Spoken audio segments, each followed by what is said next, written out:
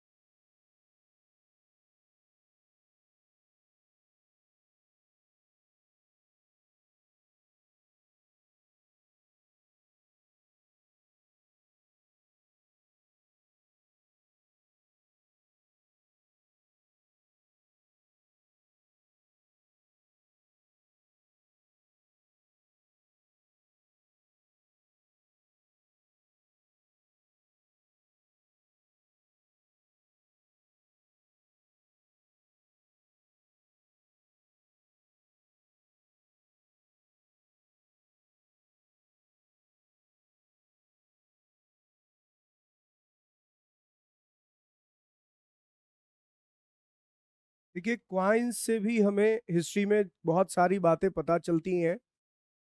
इतिहास को जानने का ये भी एक प्रमाणिक साधन माना जाता है, और उसका कारण ये है कि सिक्कों पर कुछ बातें लिखी हुई मिली हैं, और ये सिक्के पुराने जमाने के हैं। जिस जमाने के समय लिखे गए होंगे, उस समय का हमें इतिहास बताते हैं।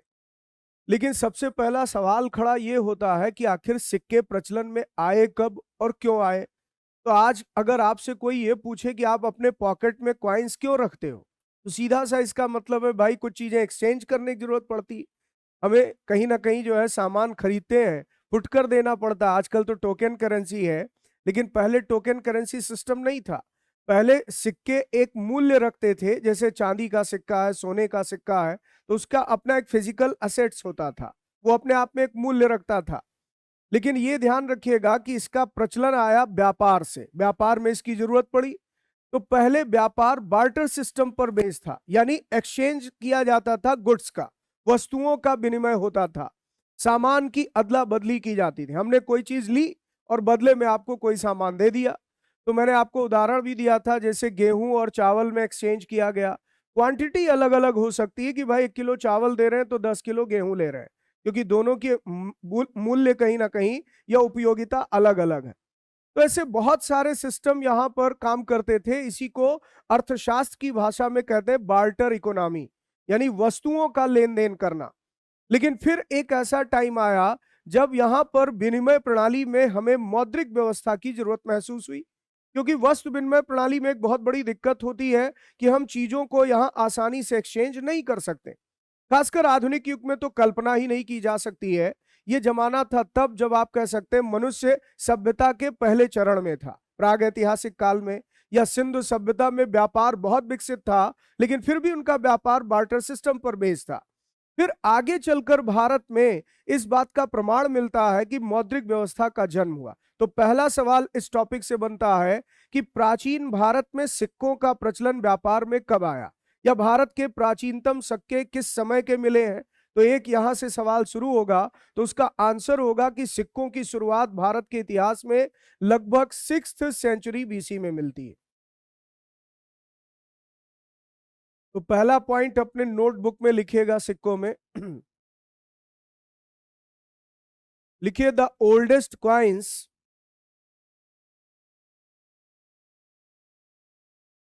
The oldest coins of ancient India, of ancient India, oldest coins of ancient India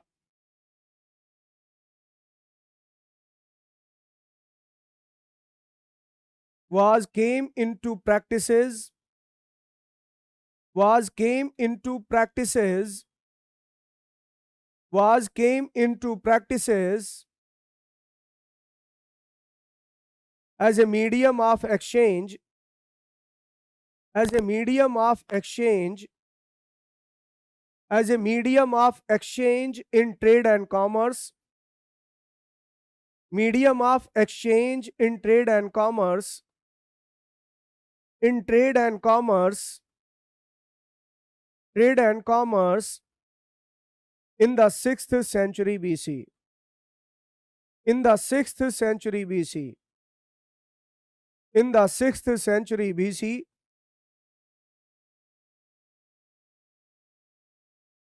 प्राचीन भारत में सिक्कों का प्रचलन, प्राचीन भारत में सिक्कों का प्रचलन, प्राचीन भारत में सिक्कों का प्रचलन, सिक्कों का प्रचलन व्यापार और वाणिज्य में, व्यापार और वाणिज्य में, व्यापार और वाणिज्य में विनिमय के माध्यम के रूप में, विनिमय के माध्यम के रूप में, विनिमय के माध्यम के रूप में, विनिमय के माध्यम के रूप में ईसा पूर्व 6ठी शताब्दी में हुआ। ईसा पूर्व 6ठी शताब्दी में हुआ। ईसा पूर्व 6ठी शताब्दी में हुआ।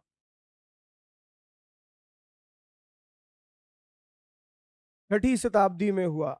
अच्छा, यहाँ पर आप पिछली भी क्लास में, आज की भी क्लास में एक टर्म बार बार सुनते हैं, उसको मैं एक बार दोबारा आपको पहले बता देता हूँ, फिर आगे बढ़ेंगे। वो अलग से मैं बता रहा हूँ, आप इस नोट्स में जरूरी नहीं लिखें। लिखना भी चाहें तो अलग पेज पर आप लिख भी सकते, नहीं तो आपके नोट्स में वो रहेगा जो आपको मैं स्लाइड प्रोवाइड करूंगा। तो इसमें खासकर इतिहास में जो कुछ भी आप पढ़ेंगे उसमें डेट्स जरूर मेंशन होगी। कई जगह पर तिथियों का बड़ा महत्व होगा। तो तिथियों के संदर्भ में खासकर इतिहास में आप सब जानते होंगे दो तरह की डेट्स का इस्तेमाल होता है। एक को हम कहते हैं बीसी और एक को हम कहते हैं एडी। ये एब्रिविएट फॉर्म है, एक्रोनिम है, जिसमें से बीसी का फुल फॉर्म होता है बिफोर क्राइस्ट,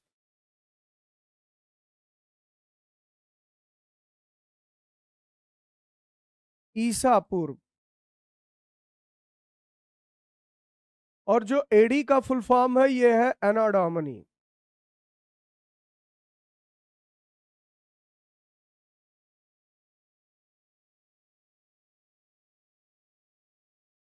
दरअसल एना डोमिनी एक लैटिन शब्द है, ये लैटिन भाषा का शब्द है।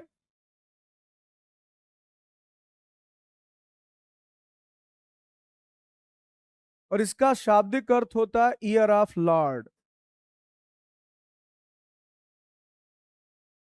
यानी प्रभु का वर्ष।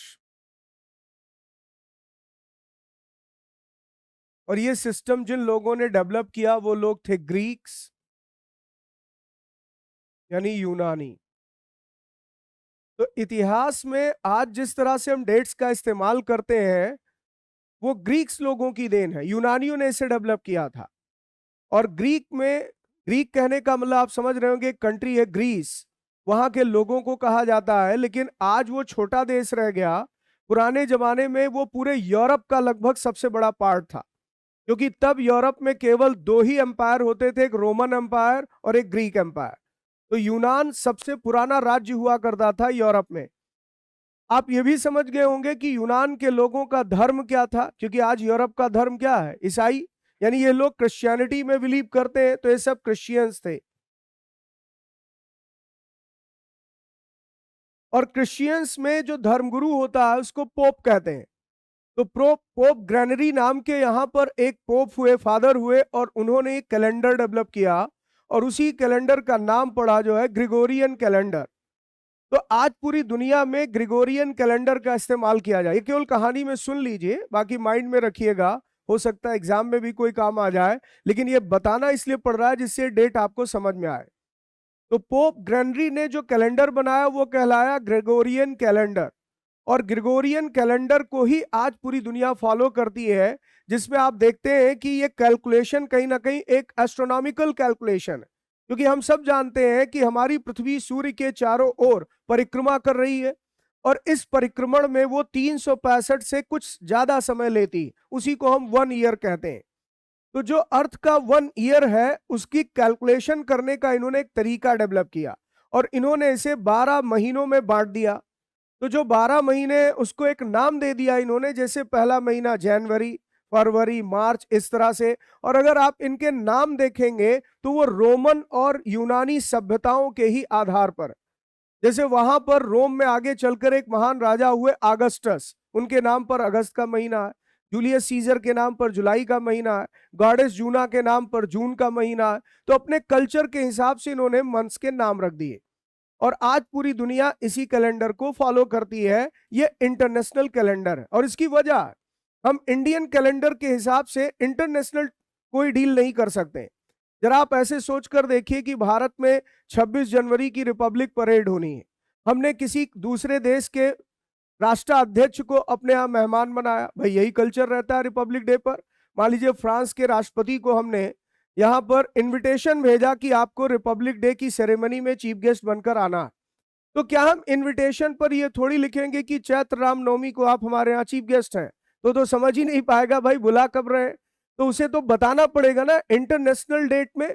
तो जो इंटरनेशनल डेट है उसमें हम आज की डेट में ग्रेगोरियन कैलेंडर का इस्तेमाल करते हैं। और वैसे आप जानते होंगे भारत का कैलेंडर ये नहीं है, भारत का जो अपना नेशनल कैलेंडर है वो शक कैलेंडर है, और उसका पहला महीना चैत्र ही होता है। तो चैत्र, वैशाख, ज्येष्ठ, आषाढ़, सावन, लेकिन ये हम इंटरनेशनल लेवल पर इस्तेमाल नहीं कर सकते हैं। आप ये थोड़ी कह सकते हैं कि अभी यहाँ पर भादों का महीना चल रहा है, ठीक है, तो समझ में ही नहीं आएगा। तो इसलिए, या फाल्गुन आने वाला है, तो यहाँ पर आप ग्रेगोरियन कैलेंडर के हिसाब से ही डील करते हो। और ये क्या मानते हैं, इन्होंने कैलेंडर डिजाइन कैसे किया, ये कहते हैं कि दुनिया दो हिस्सों में बटी है। एक दुनिया है जब भगवान इस धरती पर आए, और इनके भगवान है प्रभु यीशु यानी ईसा मसीह, तो वो इसे ईयर ऑफ लॉर्ड कहते हैं, क्योंकि ईसा मसीह का भी जन्म हुआ था, बेथलेहम में उनका जन्म हुआ, तो उनके जन्म के वर्ष को ये कहते हैं एना डोमिनी। और उनके जन्म के समय से लेकर के और उसके बाद की जो पूरी दुनिया है, उसी को ये कहते हैं एना डोमिनी। लेकिन ईसा मसीह के जन्म से पहले भी तो दुनिया थी, उनके माता पिता थे, उनका परिवार था, तो यहां पर उनके पहले की दुनिया को ये क्या कहते हैं, बिफोर क्राइस्ट, यानी क्राइस्ट से पहले। तो ये कैलेंडर कुछ इस तरह से डिजाइन किया गया कि जहां से ईसा की शुरुआत होती है, ईसा मतलब भगवान की शुरुआत, जब धरती पर वो आ गए, तो इसे ये एक तरीके से पहला वर्ष मान लेते हैं, यानी कह देते हैं फर्स्ट ईयर ऑफ लॉर्ड यीशु। तो यहां से ये कहलाया एडी, तो इसे हम क्या कहेंगे, फर्स्ट एडी। जो उनके जन्म का पहला साल है वो फर्स्ट एडी हो गया। लेकिन इनसे ठीक पहले अगर पीछे जाया जाए और 1 BC लिखा जाए, तो इसका मतलब क्या हो जाता है, ईसा से कितने साल पहले, 1 साल पहले। अगर ईसा से मान लीजिए हम 2 साल पहले जा रहे हैं तो क्या लिखेंगे, 2 BC। और अगर हम 100 साल पहले जा रहे हैं तो क्या लिखेंगे, 100 BC। ये कॉन्सेप्ट है, इसको बहुत ध्यान से सुनिए, क्यों बता रहा हूं, अभी एक सवाल भी आपको बताऊंगा जो आपके पेपर में आया। तो इस तरह से अगर आप देखें तो आप एक चीज नोटिस कर रहे हैं कि ये उल्टी काउंटिंग है। जितना आप पीछे की डेट में जाएंगे, समय बड़ा होता जाएगा और पीछे होता जाएगा। यानी काउंटिंग 1 से 2 हो गई तो आगे नहीं गए, हम कहां गए, पीछे गए। यानी अगर 100 से आगे बढ़ोगे तो 99 आएगा, 101 नहीं आएगा। और अगर 101 पर चले गए तो और पीछे पहुंच जाएंगे। तो बीसी का कंसेप्ट क्लियर रहेगा। ये इसलिए मैंने कहा कि इस तरह के कुछ सवाल आजकल पेपर में आने लगे हैं। जैसे आपको मान लीजिए मैंने क्लास में लिखा दिया नोट्स में कि महात्मा बुद्ध का जन्म हुआ था 563 BC में। ये क्लास में पढ़ाया गया, आप पेपर देने गए और सेम सवाल आ गया, महात्मा बुद्ध का जन्म कब हुआ था। लेकिन ऑप्शन में लिखा है 4th सेंचुरी BC, ऑप्शन में लिखा है 5th सेंचुरी BC, ऑप्शन में लिखा है 6th सेंचुरी BC, और ऑप्शन में लिखा है 7th सेंचुरी BC। क्या आंसर लगा कर आए। तो जब ऐसे सवाल आते हैं तो आपको यहां पर इसी कॉन्सेप्ट की जरूरत पड़ती है जिससे आप आंसर निकाल सकें। तो इसको भी कैलकुलेट करने का एक ट्रिक भी आपको बता देता हूं, जिससे कभी भी एग्जाम में आपको प्रॉब्लम ना हो। और उसी ट्रिक का इस्तेमाल करके कोई भी ऐसा प्रश्न आएगा तो आप आसानी से आंसर देने की स्थिति में रहेंगे। जैसे मान लीजिए लिखा है 4th सेंचुरी BC, तो यहां जो 4th लिखा है इसको सबसे पहले सेंचुरी बना दीजिए। तो सेंचुरी का मतलब होता है 100, यानी ये कितना बन गया, 400। और 400 BC से हमें 100 साल आगे आना है, तभी तो सेंचुरी कंप्लीट होगी। तो 100 साल आगे आएंगे, किस डेट पर आ जाएंगे, बोलिए, 500, 300 आएंगे, यही समझना। तो 400 से 300 पर अगर चले आए, ये 100 साल आगे आ गए, तो ये पूरा का पूरा क्या हो गया, 4th सेंचुरी BC। तो महात्मा बुद्ध का जन्म आपको पता है 563 BC में अगर हो रहा है, तो इसमें तो डेट नहीं आएगी, क्योंकि हम तो 300 की तरफ जा रहे हैं। ऐसे ही 5th को क्रॉस चेक किया जाए तो 5th को सेंचुरी में कन्वर्ट करोगे, कितना हो गया, 500, और 100 साल बिताकर आगे आओगे तो 400 BC। तो इसका मतलब यहां भी आंसर नहीं आ सकता, क्योंकि 500 के बाद 499 शुरू हो गया, तो ये भी आंसर नहीं है। अगर 6th सेंचुरी BC को कन्वर्ट करो ऐसे ही 600, और 600 से कहां पहुंच जाओगे, 500। अब देखिए 600 के बाद कौन सी डेट आई, 599, 598, 597, तो फाइनली आपको ये डेट कहां मिलेगी इसमें, तो आंसर क्या हो गया, 6th सेंचुरी BC। समझ में आया। तो BC की काउंटिंग हमेशा अपोजिट डायरेक्शन में रहेगी, और इस तरह से आप इतिहास में इस डेट का भी इस्तेमाल करेंगे। फिर एना डोमिनी भी समझ लीजिए, ईसा मसीह का जन्म हुआ, फर्स्ट एडी स्टार्ट हुआ, ईसा मसीह मान लीजिए 50 साल के हो गए तो आप क्या लिखेंगे 50 एडी, और जब 100 साल के हो गए तो क्या लिखेंगे 100 एडी। अगर आज ईसा मसीह जिंदा होते तो कितने साल के हो जाते? 2023 साल। समझ में आ रहा है? इसका मतलब अभी प्रेजेंट टाइम में हम लोग जो चल रहे हैं 2023 में, आज के 2023 साल पहले ईसा मसीह इस धरती पर अवतरित हुए। कॉन्सेप्ट क्लियर हुआ? तो इस तरह से जब 1 एडी से आपने शुरुआत की और जब आप पहुंच गए 100 एडी तक, यहां तक आ गए, तो इसी को आप ऐसे भी तो लिख सकते हैं कि ये फर्स्ट सेंचुरी एडी है। ये समझ में आ रहा है? यानी फर्स्ट सेंचुरी एडी को आप जब काउंट कर रहे हैं तो एक से कहां पहुंच गए 100। जैसे सचिन तेंदुलकर जब 1 रन से लेकर 90 तक पहुंचते हैं, जैसे 90 के आगे खेलते हैं आप क्या कहते हैं? सेंचुरी लगने वाली। और जैसे 99 पर होते हैं कहते हैं एक कम है, इसके बाद सेंचुरी हो जाए। लेकिन अगर कहा जाए कि वो सेकंड सेंचुरी पर पहुंचने वाले हैं, तो ये बताइए सेकंड सेंचुरी कैसे काउंट करेंगे? यानी उन्होंने 100 प्लस खेलना शुरू किया और वो कहां पहुंचने वाले हैं? 200 पर। तो जब भी आप सेकंड सेंचुरी एडी को काउंट करेंगे तो यहां पर 100 से 200 के बीच होगा। ये कॉन्सेप्ट भी याद रहेगा। अगर याद है तो फिर एक सवाल का जवाब दीजिए। अगर आपके पेपर में ऐसा कोई सवाल आया और आप पढ़कर गए हैं कि भारत पर महमूद गजनवी ने 17 बार आक्रमण किए 1001 ईस्वी से लेकर 1027 ईस्वी के बीच, ये आपको पता है, और सवाल आया है कि महमूद गजनवी ने भारत पर कब आक्रमण किया था? ऑप्शंस लिखा है 9th century AD, 10th century AD, 11th century AD, 12th century AD. क्या आंसर लगा कर आएंगे? यहां कंफ्यूज होने लगे, कोई 10th कह रहा है, कोई 11th कह रहा है। तो ये कैलकुलेशन का तरीका फिर यहां बताता हूं, यही आपको एग्जाम में ध्यान रखना, क्योंकि ये सब अक्सर एग्जाम में कंफ्यूजन में छोटे सवाल होते हैं और हमसे गलत हो जाते हैं। जिसको कहते नहीं कि कभी कभी यहां पर एक छोटे से बाउंसर पे हमसे कैच चला जाता है जबकि जाना चाहिए 6। तो वही गलती यहां भी होती है।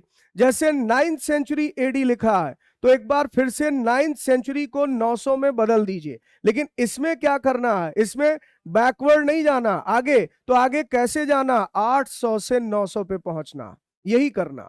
यानी 900 पे ही रुकना है, लेकिन 900 तक आना है पीछे से।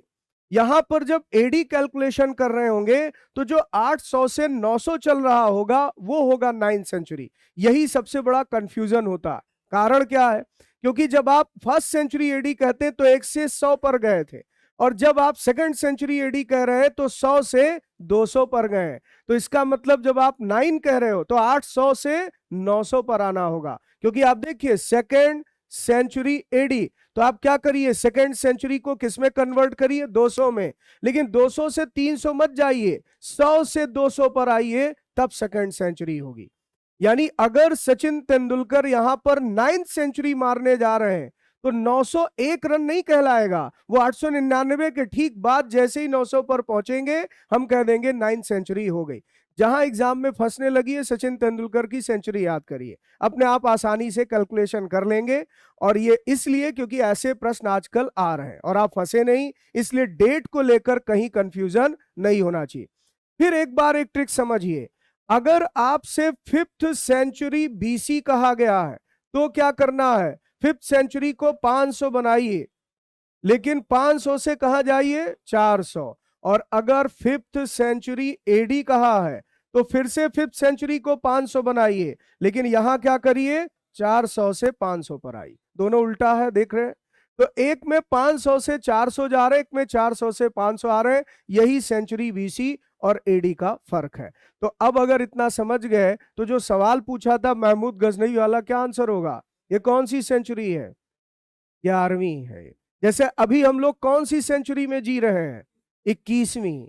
तो 2100 हुआ नहीं है, 2000 जिस दिन पूरा हुआ था, जैसे ही नया साल लगा था हम लोगों ने कहा 21st सेंचुरी स्टार्ट हो गई। तो हम लोग 21st सेंचुरी में है। ठीक है, चलिए अब आगे बढ़ते हैं। जो पढ़ रहे थे, तो मैंने क्या कहा आपसे कि भारत में जो सिक्कों की शुरुआत हुई है वो किस समय हुई? 6th सेंचुरी बीसी में। क्लियर? आगे लिखिएगा, लिखिए the study of coins,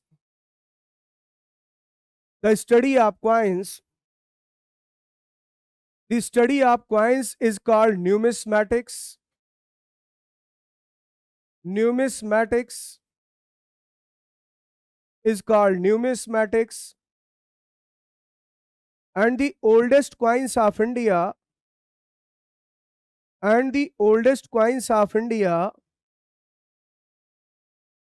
and the oldest coins of India oldest coins of India were called oldest coins of India were called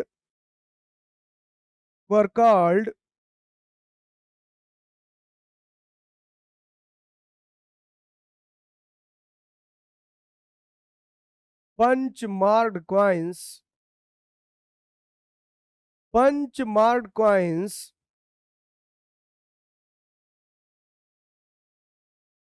as they bore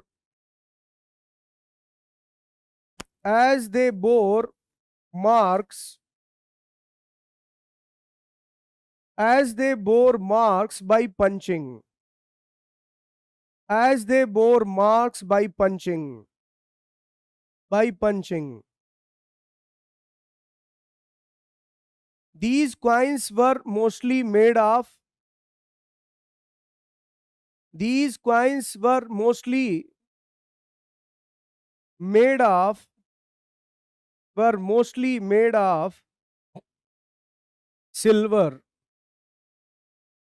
silver.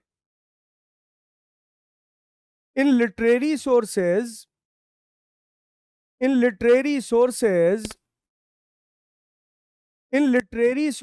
these coins were called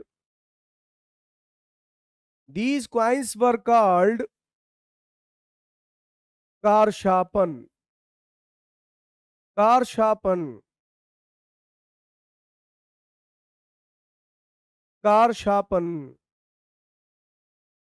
Bharat के प्राचीनतम सिक्कों को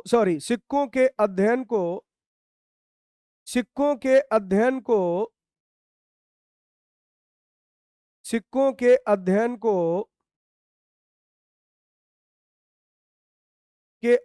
को numismatics कहा जाता है।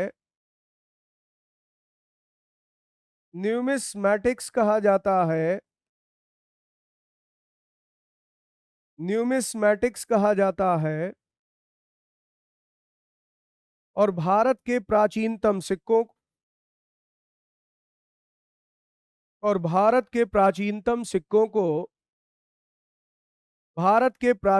सिक्कों को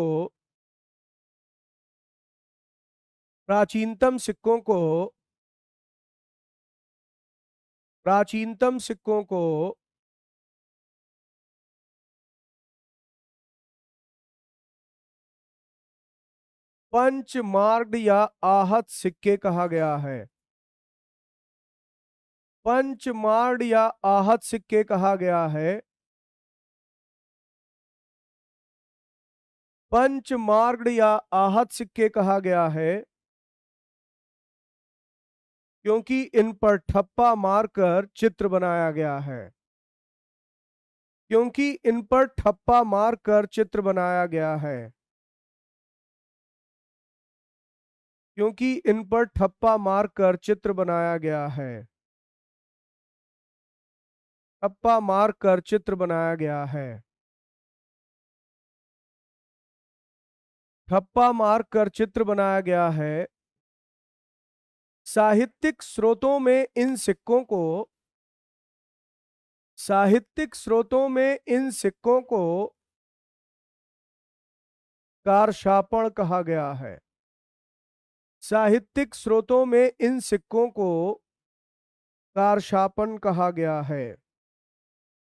इन सिक्कों को कारशापन कहा गया है। कारशापन कहा गया है। कहा गया है। ये सिक्के अधिकांशतः चांदी के बनाए गए हैं। ये सिक्के अधिकांशतः चांदी के बनाए गए हैं।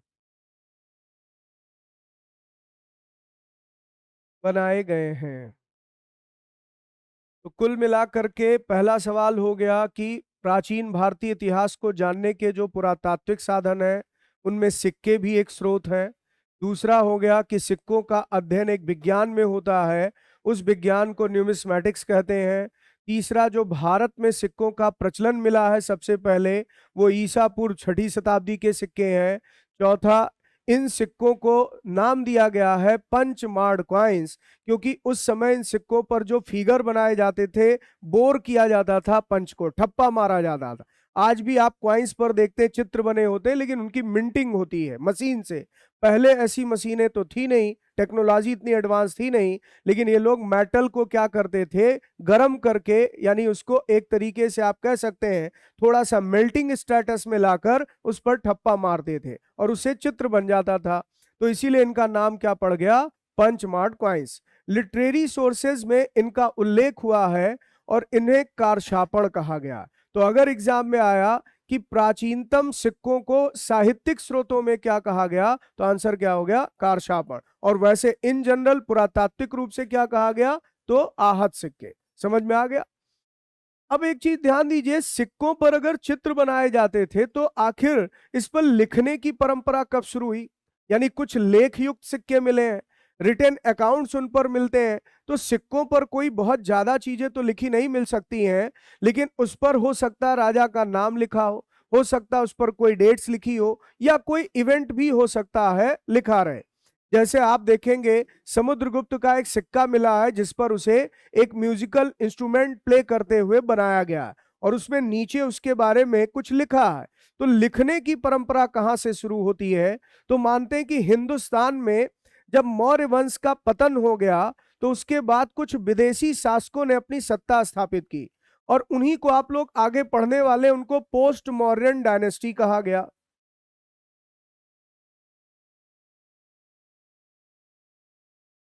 इनको पोस्ट मॉडर्न डायनेस्टी कहा गया, मौर्योत्तर कालीन राजवंश कहा गया। और इन राजवंशों में आप देखेंगे जो सबसे पहला नाम आता है विदेशी राजवंशों में, उनको इंडो ग्रीक कहा गया,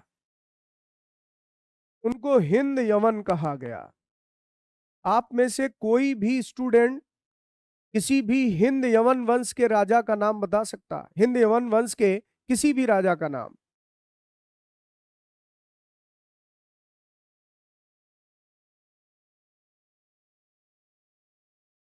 कुषाण वंश की तो मैंने बात नहीं। हम्म।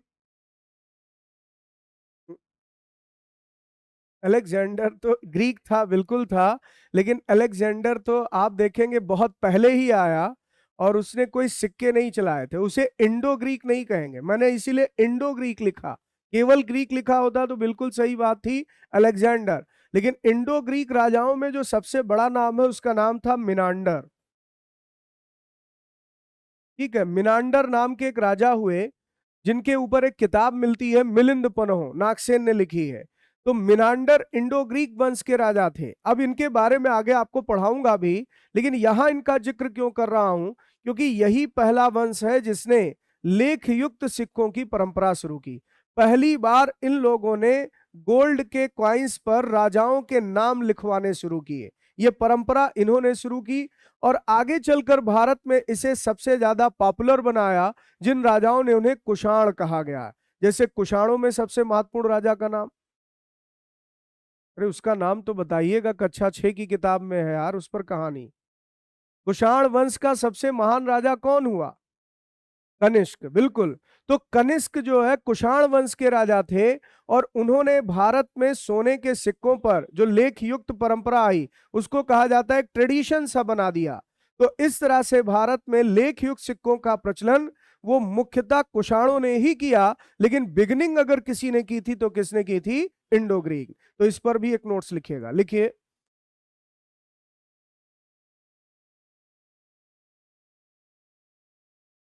लिखिए, the Indo Greek were the first ruler, the Indo Greek the first ruler, the Indo-Greek, the first rulers in India, first rulers in India who issued, who issued written coins, who issued written coins, that is coins minted with written accounts, coins minted with written accounts, coins minted with written accounts, minted with written accounts, but the credit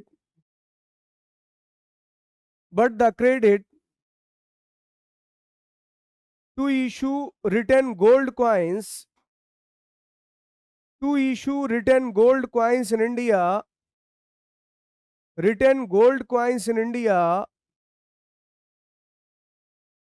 were goes to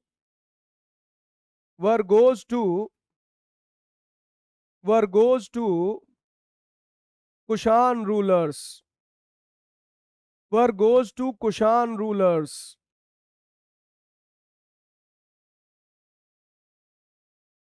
Kushan rulers. The Kushanas were the first. The Kushanas were the first rulers. The Kushanas were the first rulers to issue gold coins, to issue gold coins minted with written accounts, minted with written accounts. These coins were called, these coins were called, these coins were called dinar. These coins were called dinar. These coins were called dinar. Bharat में लेखयुक्त सिक्कों का प्रचलन, भारत में लेखयुक्त सिक्कों का प्रचलन, लेखयुक्त सिक्कों का प्रचलन, लेखयुक्त सिक्कों का प्रचलन हिंद यवन शासकों ने किया, हिंद यवन शासकों ने किया, हिंद यवन शासकों ने किया। लेकिन लेखयुक्त स्वर्ण सिक्के चलाने का श्रेय, लेकिन लेखयुक्त स्वर्ण सिक्के चलाने का श्रेय, लेखयुक्त स्वर्ण सिक्के चलाने का श्रेय, स्वर्ण सिक्के चलाने का श्रेय कुषाणों को दिया जाता है। चलाने का श्रेय कुषाणों को दिया जाता है, कुषाणों को दिया जाता है, कुषाणों को दिया जाता है, कुषाणों को दिया जाता है। कुषाण ही प्रथम भारतीय शासक थे, कुषाण ही प्रथम भारतीय शासक थे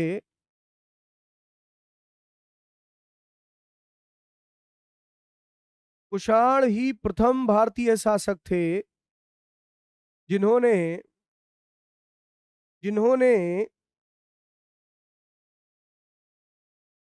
सोने के सिक्कों, सोने के सिक्कों पर, सोने के सिक्कों पर लेख अंकित करवाए, लेख अंकित करवाए, सोने के सिक्कों पर लेख अंकित करवाए, लेख अंकित करवाए, अंकित करवाए।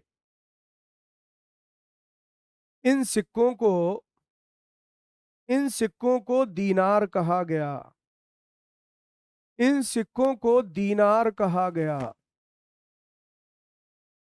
इन सिक्कों को दीनार कहा गया, दीनार कहा गया।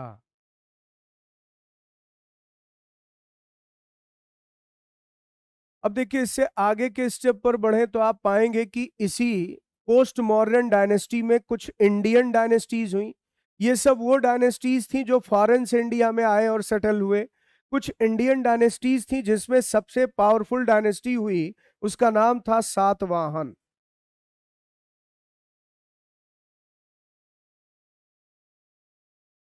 इनका नाम था सातवाहन। तो सातवाहन वंश के जो शासक हुए, जो राजा हुए, इनको भी एक क्रेडिट जाती कि इन्होंने भारत में शीशे के सिक्कों का प्रचलन किया था। अब आप सोचेंगे सर, शीशे के सिक्के कैसे चल सकते हैं? तो शीशे भी कई प्रकार के होते हैं। एक शीशा बहुत कठोर होता है, बहुत हार्ड होता है।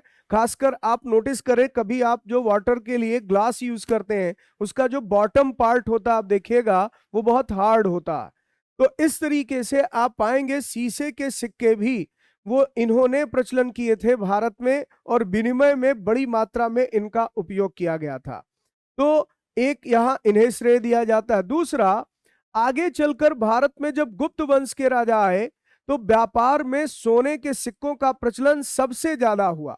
इसीलिए यह भी एक सवाल आता है कि भारत में सबसे ज्यादा सोने के सिक्के किसने चलाए थे? तो आंसर गुप्त हो जाएगा। अगर आया सोने के सिक्के चलाए पहले किसने, तो कुषाण। लेकिन अगर सबसे बड़ी संख्या में, तो गुप्त। हालांकि दोनों में अंतर क्या है कि जो कुषाणों के स्वर्ण सिक्के होते थे वो प्योरिटी में ज्यादा थे, वो सर्वाधिक शुद्ध होते थे, रोमन गोल्ड के बनाए जाते थे। और गुप्त वंश के राजाओं ने जो सिक्के चलवाए थे उसमें गोल्ड में एलॉय बहुत ज्यादा मिला होता था। तो अगर ये सवाल बदल कर आ गया, देखिए सवाल की लैंग्वेज आपको समझना जरूरी है।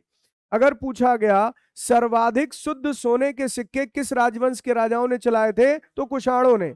लेकिन अगर सर्वाधिक सोने के सिक्के किसने चलाए थे, तो गुप्तों ने। पहली बार स्वर्ण लेख सिक्के किसने चलाए थे, तो कुषाण। तो हर प्रश्न का उत्तर देते समय क्वेश्चन की लैंग्वेज पर जरूर ध्यान रखिएगा। तो अगला लाइन लिखिए। नहीं, उसी में, हाँ कंटिन्यू रखिएगा, उसी में लिखिए।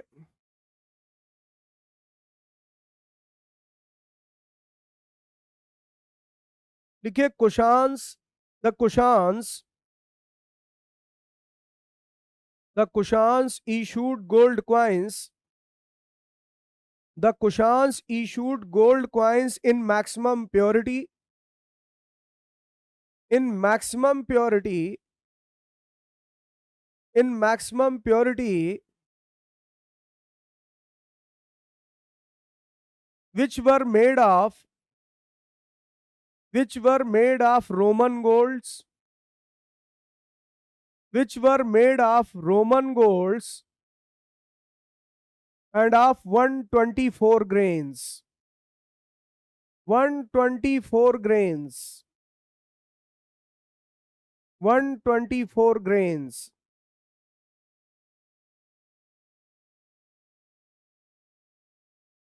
But Gupta's issues gold coins. But Gupta's issues gold coins.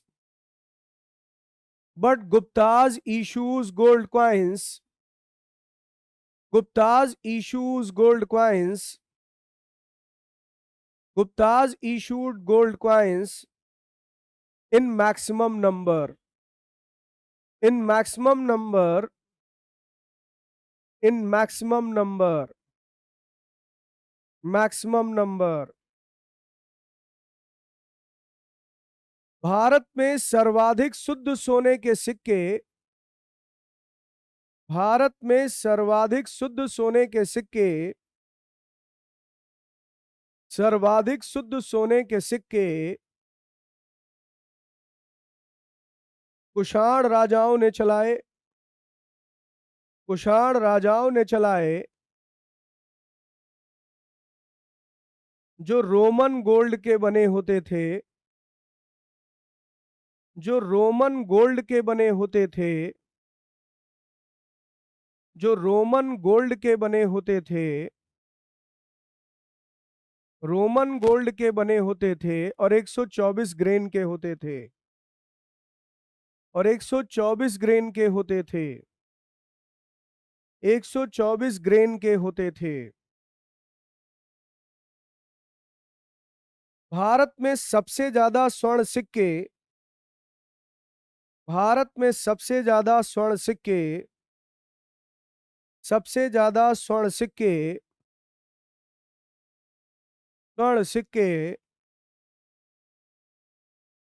गुप्त वंश के राजाओं ने चलाए। गुप्त वंश के राजाओं ने चलाए। यहां पर नोट में एक पॉइंट लिखिएगा और मिक्स करके लिखिएगा, मैं हिंदी में बोल रहा हूं। लिखिए गुप्ता किंग, गुप्त राजा, गुप्ता किंग, गुप्त राजा। समुद्रगुप्त का एक क्वाइन मिला है, समुद्रगुप्त का एक सिक्का मिला है, समुद्रगुप्त का एक क्वाइन मिला है, एक सिक्का मिला है,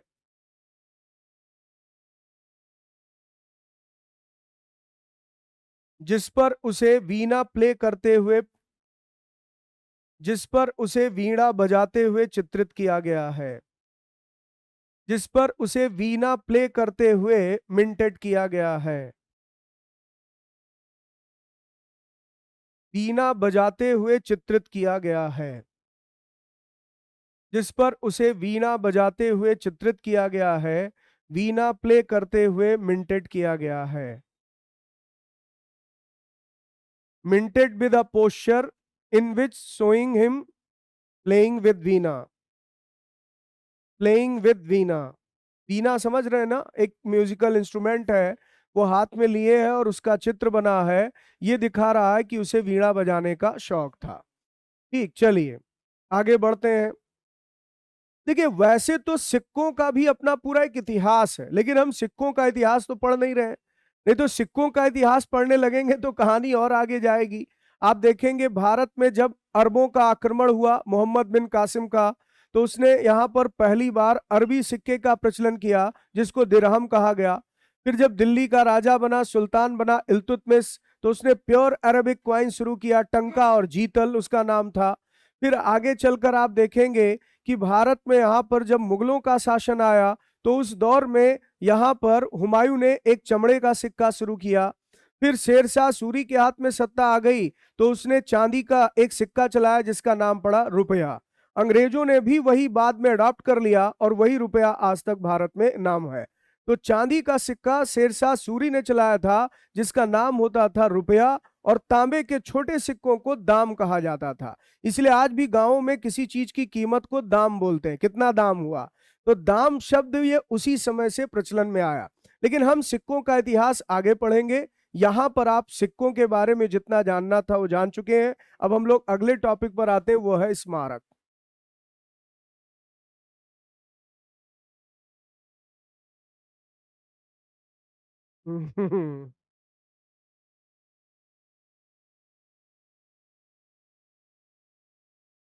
मोनूमेंट्स।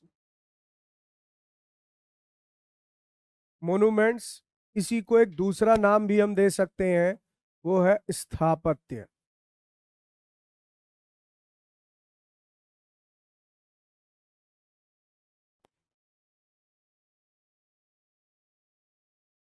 आर्किटेक्चर। स्थापत्य यानी आर्किटेक्चर। अच्छा बताइए, स्मारक क्या होता है?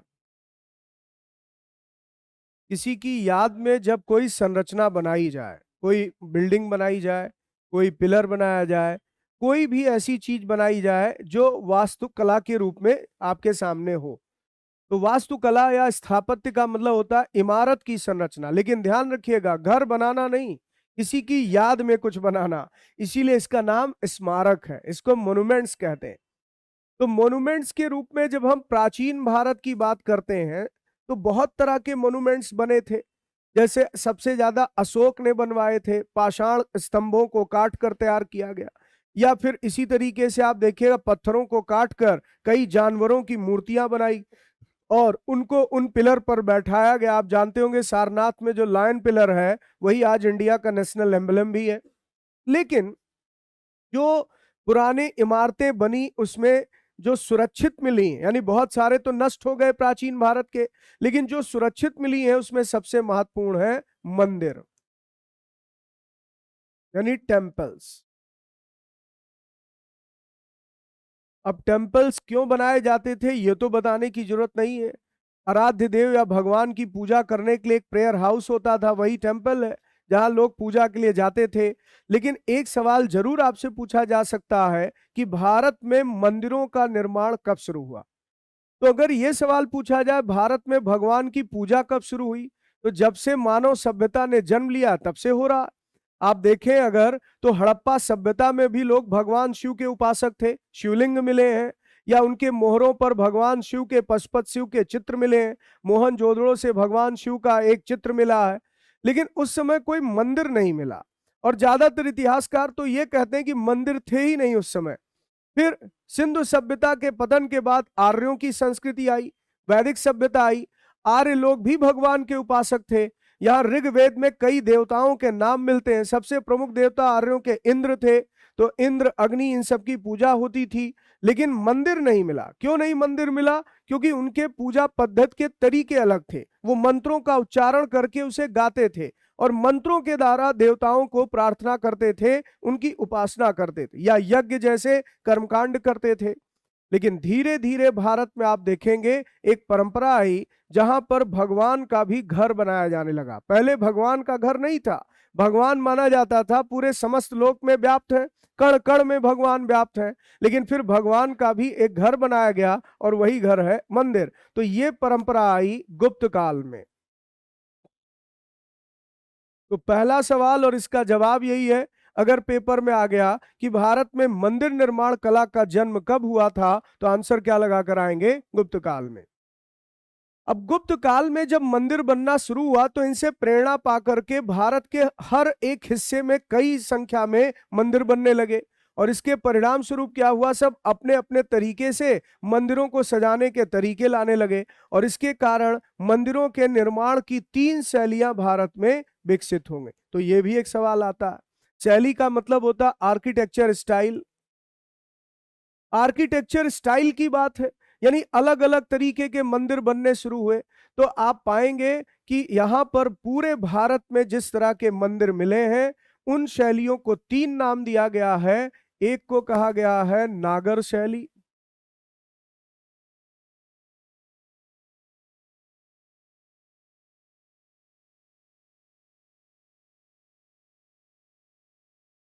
एक को कहा गया है बेसर शैली,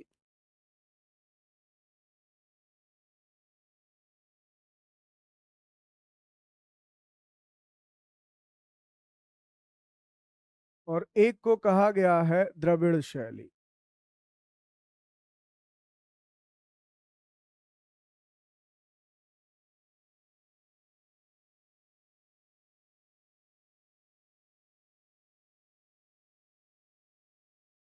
अगर हम नागर शैली की बात करें तो इसमें मंदिर की संरचना कुछ इस तरह से होती थी। एक गर्भगृह होता था जिसमें देवता को स्थापित किया जाता था और इसके ऊपर एक शिखर तैयार किया जाता था। तो कुछ इस तरह की संरचना इनमें होती थी। लेकिन जो बेसर शैली के मंदिर होते थे वो कुछ इस तरह की संरचना में बनाए जाते थे।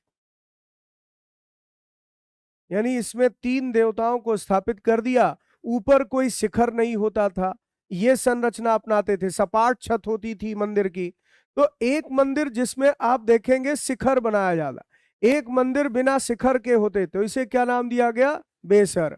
और फिर एक मंदिर ऐसे भी होते थे जिसमें आप देखेंगे एक शिखर के ऊपर दूसरा, दूसरे के ऊपर तीसरा, तीसरे के ऊपर चौथा, शिखर पे शिखर। अब यहाँ पर अगर आज भी आप नोटिस करें तो ये मंदिर आपको दिख जाएंगे। ये मंदिर ज्यादातर नॉर्दर्न इंडिया में और ईस्टर्न इंडिया में बनाए गए।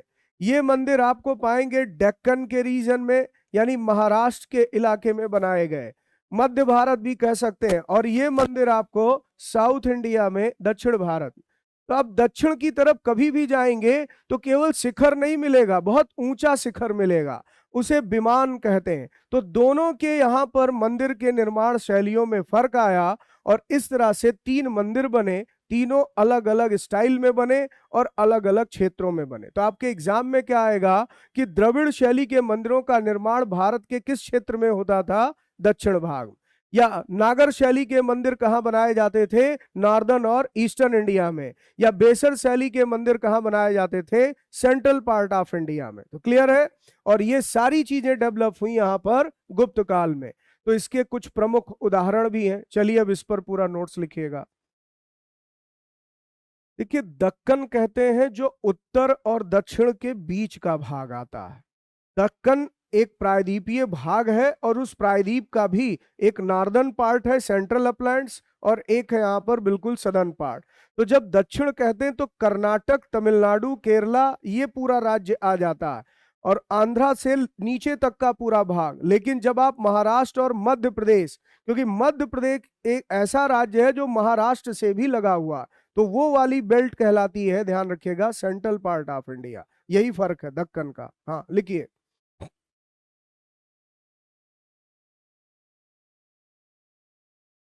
लिखिए, in terms of development of art and literature, in terms of development of art and literature, in terms of development of art and literature, the Gupta period, the Gupta period was a remarkable, was a remarkable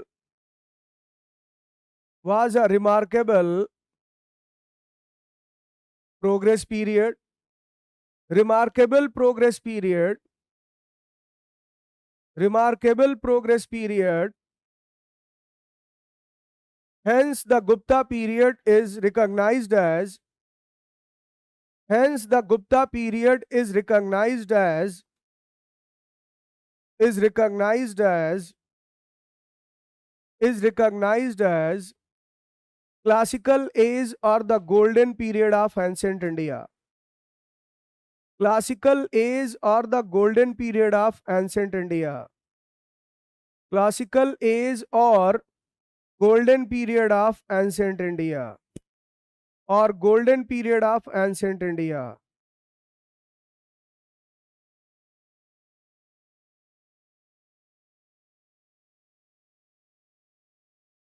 The temple architecture, the temple architecture was started, temple architecture was started from Gupta age,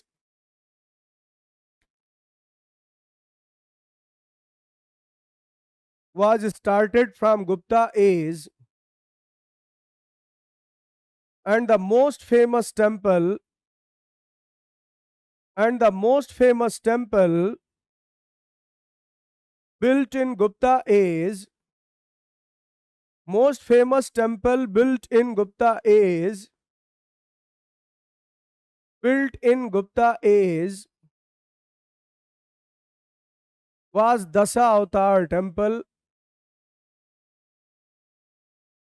was Dasa Avatar temple, Dasa Avatar temple in Devgarh, in Devgarh at Jhansi, at Jhansi, Uttar Pradesh, at Jhansi, Uttar Pradesh.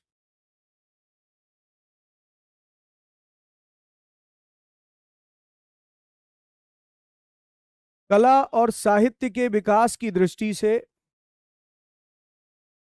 कला और साहित्य के विकास की दृष्टि से, कला और साहित्य के विकास की दृष्टि से, कला और साहित्य के विकास की दृष्टि से गुप्त काल को, गुप्त काल को सबसे उल्लेखनीय प्रगति का काल माना गया है। गुप्त काल को सबसे उल्लेखनीय प्रगति का काल माना गया है। सबसे उल्लेखनीय प्रगति का काल माना गया है,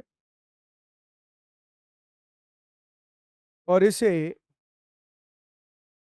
इसे प्राचीन भारत का स्वर्ण युग कहा गया है, और इसे प्राचीन भारत का स्वर्ण युग कहा गया है।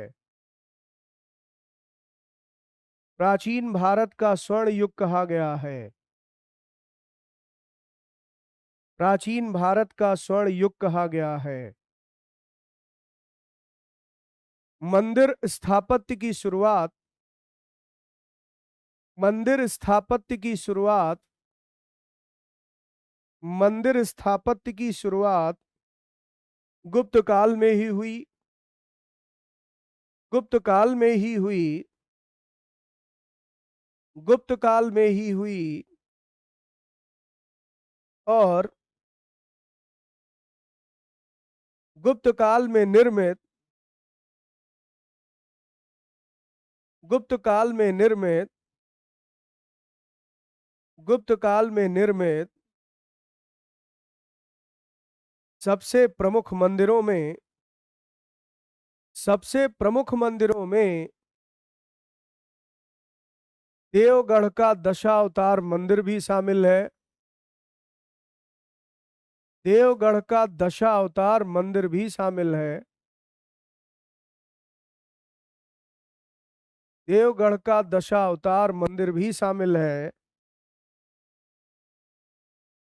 दशावतार मंदिर भी शामिल है जो उत्तर प्रदेश के झांसी में है। जो उत्तर प्रदेश के झांसी में है। जो उत्तर प्रदेश के झांसी में है।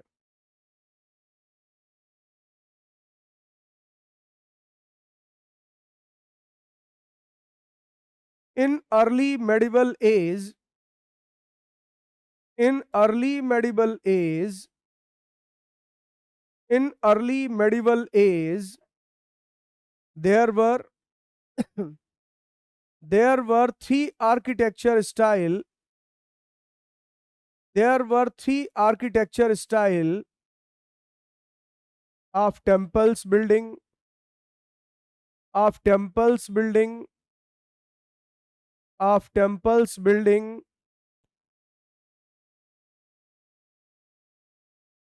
These were Nagar style. These were Nagar style, Besar style, and Dravidian style. Besar style and Dravidian style. And Dravidian style. And Dravidian style. पूर्व मध्यकाल में पूर्व मध्यकाल में पूर्व मध्यकाल में मंदिर स्थापत्य की तीन अलग अलग शैलियां विकसित हुई। मंदिर स्थापत्य की तीन अलग अलग शैलियां विकसित हुई। मंदिर स्थापत्य की तीन अलग अलग शैलियां विकसित हुई। तीन अलग अलग शैलियां विकसित हुई। ये थी नागर शैली, बेसर शैली और द्रविड़ शैली। नागर शैली, बेसर शैली और द्रविड़ शैली।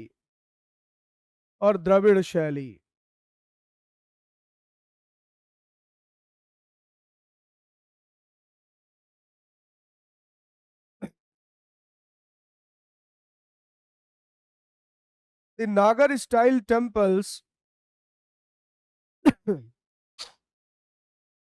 the Nagar style temples were made in the region of northern and eastern India. Were made in the region of northern and eastern India, and among these temples Sun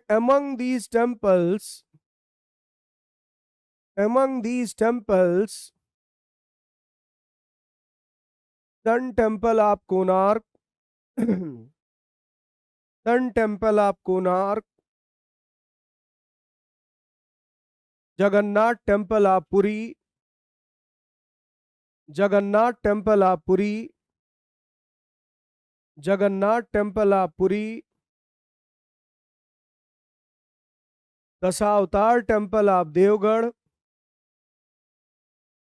Dasavatar Temple of Devgarh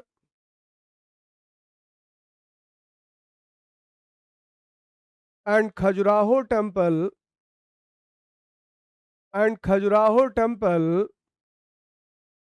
are more prominent.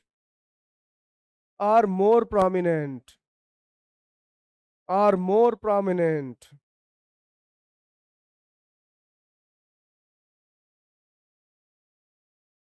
The temple of Khajuraho, the temple of Khajuraho, the temple of Khajuraho were made by rulers of Chandel dynasty. Were made by rulers of Chandel dynasty. Rulers of Chandel dynasty. Chandel dynasty. नागर शैली के मंदिर, नागर शैली के मंदिर, नागर शैली के मंदिर उत्तर और पूर्वी भारत में बनाए जाते थे. उत्तर और पूर्वी भारत में बनाए जाते थे. उत्तर और पूर्वी भारत में बनाए जाते थे. पूर्वी भारत में बनाए जाते थे. बनाए जाते थे. और इन मंदिरों में और इन मंदिरों में और इन मंदिरों में इन मंदिरों में कोणार्क का सूर्य मंदिर, कोणार्क का सूर्य मंदिर, कोणार्क का सूर्य मंदिर, पुरी का जगन्नाथ मंदिर, पुरी का जगन्नाथ मंदिर, पुरी का जगन्नाथ मंदिर, पुरी का जगन्नाथ मंदिर और जगन्नाथ मंदिर और देवगढ़ का दशावतार मंदिर, देवगढ़ का दशावतार मंदिर तथा खजुराहो के मंदिर सबसे प्रसिद्ध हैं. तथा खजुराहो के मंदिर सबसे प्रसिद्ध हैं. खजुराहो के मंदिर सबसे प्रसिद्ध हैं. सबसे प्रसिद्ध हैं. खजुराहो के मंदिरों का निर्माण, खजुराहो के मंदिरों का निर्माण, खजुराहो के मंदिरों का निर्माण चंदेल वंश के राजाओं ने, खजुराहो के मंदिरों का निर्माण चंदेल वंश के राजाओं ने, चंदेल वंश के राजाओं ने करवाया था. चंदेल वंश के राजाओं ने करवाया था. करवाया था. पैरा चेंज करके लिखिएगा.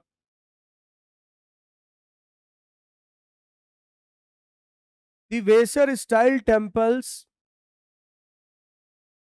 the Vesar style temples, the Vesar style temples were built in the region of, were built in the region of, were built in the region of Deccan, region of Deccan or Maharashtra, or Maharashtra. The classical example of this style, the classical example of this style, the classical example of this style is Kailas Nath Temple of Ellora, is Kailas Nath Temple of Ellora,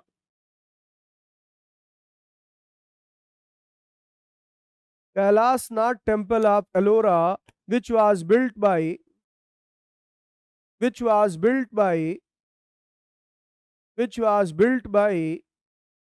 Krishna I of Rashtrakuta dynasty. Krishna I of Rashtrakuta dynasty.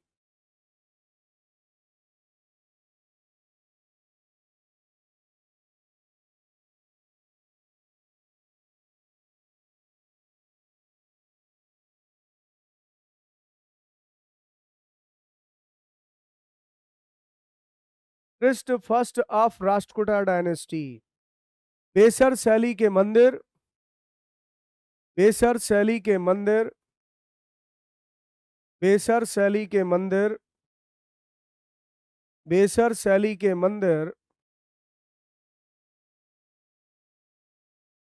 Deccan में या विशेषकर महाराष्ट्र में बनाए गए, दक्कन में या विशेषकर महाराष्ट्र में बनाए गए, महाराष्ट्र में बनाए गए,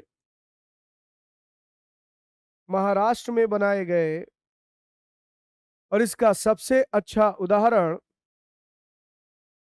इसका सबसे अच्छा उदाहरण, इसका सबसे अच्छा उदाहरण एलोरा का कैलाश नाथ मंदिर है। एलोरा का कैलाश नाथ मंदिर है। एलोरा का कैलाश नाथ मंदिर है, जिसे राष्ट्रकूट वंश के शासक, जिसे राष्ट्रकूट वंश के शासक, जिसे राष्ट्रकूट वंश के शासक, राष्ट्रकूट वंश के शासक कृष्ण प्रथम ने बनवाया था। कृष्ण प्रथम ने बनवाया था। कृष्ण प्रथम ने बनवाया था। यहां नोट में एक पॉइंट लिखिएगा। देखिए, एलोरा का कैलाशनाथ टेम्पल, एलोरा का कैलाशनाथ टेम्पल एक हिल को कट करके बनाया गया है, एक पहाड़ी को काट कर बनाया गया है। एलोरा का कैलाशनाथ टेम्पल, कैलाशनाथ मंदिर एक हिल को कट करके बनाया गया, एक पहाड़ी को काट कर बनाया गया है, एक पहाड़ी को काट कर बनाया गया है। इसीलिए इसे इसीलिए इसे रॉक आर्किटेक्चर का बेस्ट एग्जाम्पल माना जाता है। इसे रॉक आर्किटेक्चर का, शिला स्थापत्य का, इसे शिला स्थापत्य का सबसे अच्छा उदाहरण माना जाता है। इसे रॉक आर्किटेक्चर का बेस्ट एग्जाम्पल माना जाता है।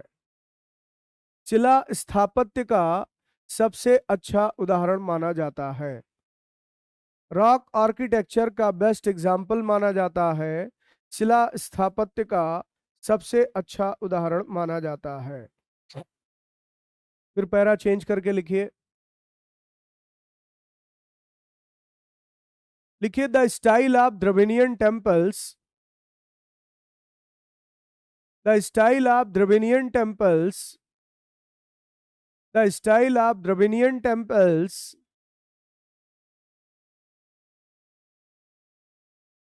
were developed by Pallava rulers, were developed by Pallava rulers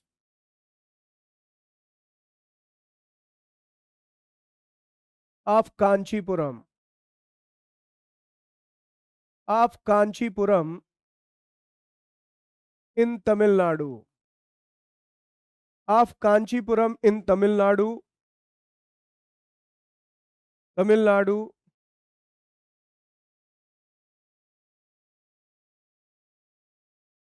The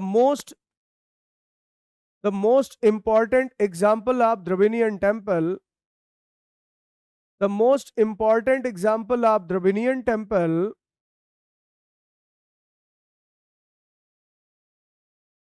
is the Mahabalipuram temple,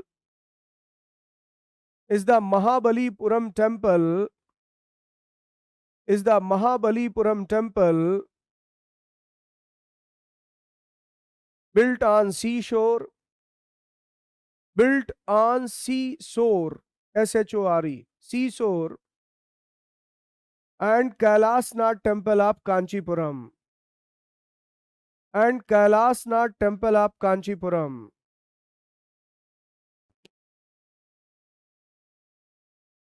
Kailasnath temple of Kanchipuram. These temples were built by, these temples were built by these temple were built by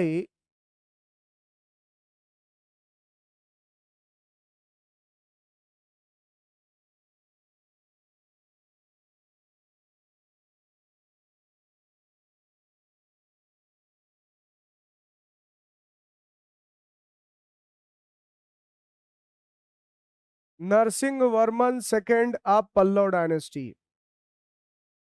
Narasimhavarman II of Pallava dynasty. द्रविड़ शैली के मंदिरों का विकास द्रविड़ शैली के मंदिरों का विकास पल्लव राजवंश के राजाओं के शासनकाल में हुआ। पल्लव राजवंश के राजाओं के शासनकाल में हुआ। पल्लव राजवंश के राजाओं के शासनकाल में हुआ।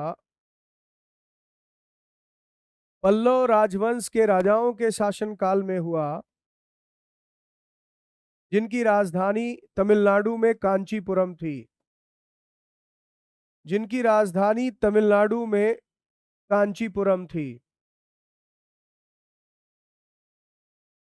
जिनकी राजधानी तमिलनाडु में कांचीपुरम थी।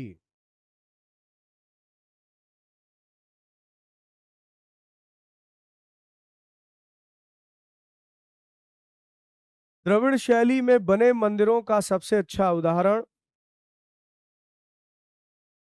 द्रविड़ शैली में बने मंदिरों का सबसे अच्छा उदाहरण द्रविड़ शैली में बने मंदिरों का सबसे अच्छा उदाहरण बने मंदिरों का सबसे अच्छा उदाहरण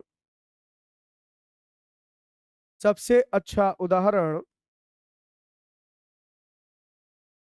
समुद्र तट पर बना महाबलीपुरम का मंदिर।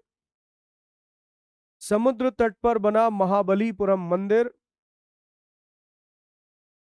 तथा कांचीपुरम का कैलाशनाथ मंदिर है। समुद्र तट पर बना महाबलीपुरम मंदिर समुद्र तट पर बना महाबलीपुरम मंदिर महाबलीपुरम मंदिर और कांचीपुरम का कैलाशनाथ मंदिर है। कांचीपुरम का कैलाशनाथ मंदिर है। कांचीपुरम का कैलाशनाथ मंदिर है। इन मंदिरों का निर्माण इन मंदिरों का निर्माण इन मंदिरों का निर्माण पल्लव शासक नरसिंहवर्मन द्वितीय ने करवाया था। पल्लव शासक नरसिंहवर्मन द्वितीय ने करवाया था। नरसिंहवर्मन द्वितीय ने करवाया था। Another two important example is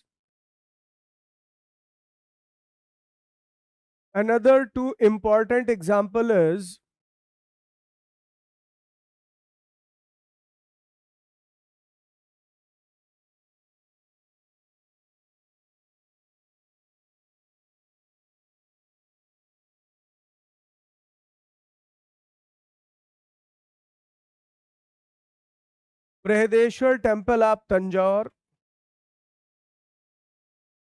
Brihadeshwara temple of Tanjore.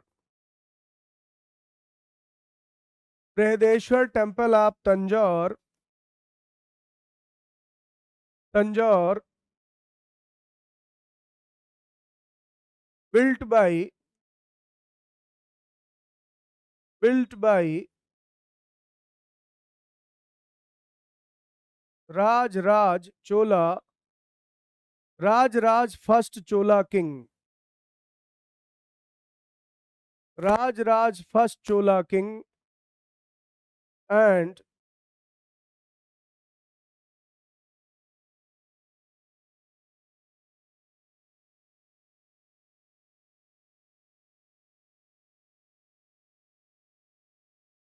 Gangaikonda temple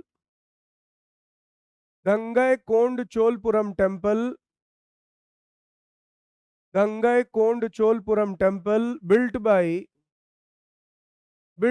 Chola king Rajendra first।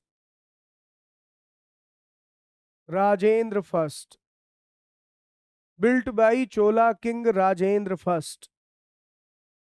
Dravid शैली के मंदिरों के अन्य उदाहरण में द्रविड़ शैली के मंदिरों के अन्य उदाहरण में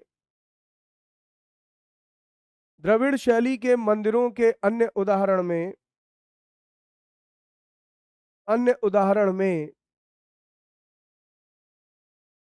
चोल राजा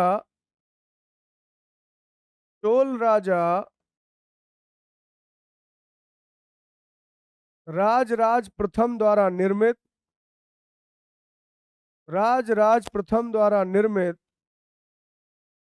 तंजौर का बृहदेश्वर मंदिर, तंजौर का बृहदेश्वर मंदिर, तंजौर का बृहदेश्वर मंदिर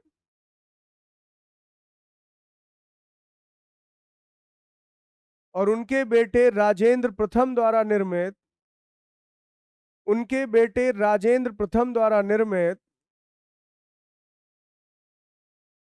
गंगईकोंडचोलपुरम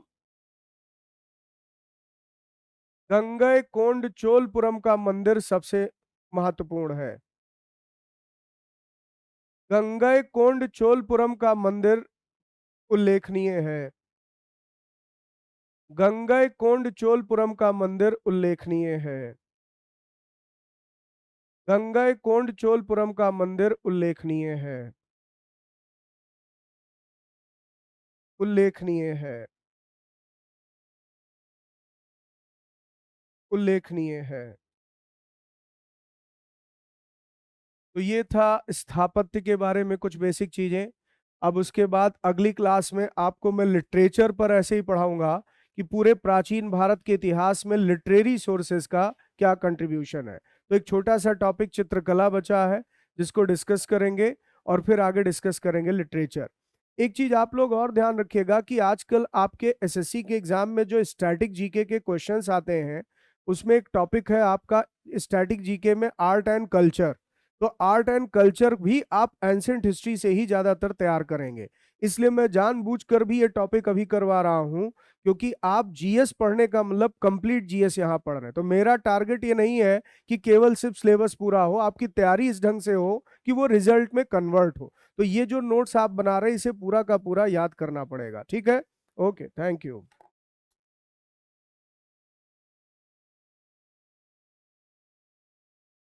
हाँ बिल्कुल पढ़ते रहिए, बाकी तो मैं स्टैटिक जीके यहाँ कराता ही हूँ टेस्ट में। क्योंकि होता क्या है ना कि आप स्टैटिक जीके कभी भी एक किताब से नहीं तैयार कर पाए। आज लिख लीजिए, मैं अपने अनुभव से आप बता रहा हूँ, बुक लाएंगे उसमें उन्होंने 5000 फैक्ट लिखे हैं क्योंकि कॉन्सेप्ट जैसी कोई चीज है ही नहीं। अगर ये आप कहो सर इसमें कुछ कॉन्सेप्ट समझा दो, क्या समझा दूं, बस इतना बता दिया मंदिर होते कैसे, बाकी तो याद ही करना पड़ेगा। तो बस कहानी से रिलेट कर पाओगे तो याद होगा। और इसीलिए स्टैटिक जीके आप जहां जहां आर्ट एंड कल्चर से रिलेट करे वहां पढ़ते जाइए। ठीक है।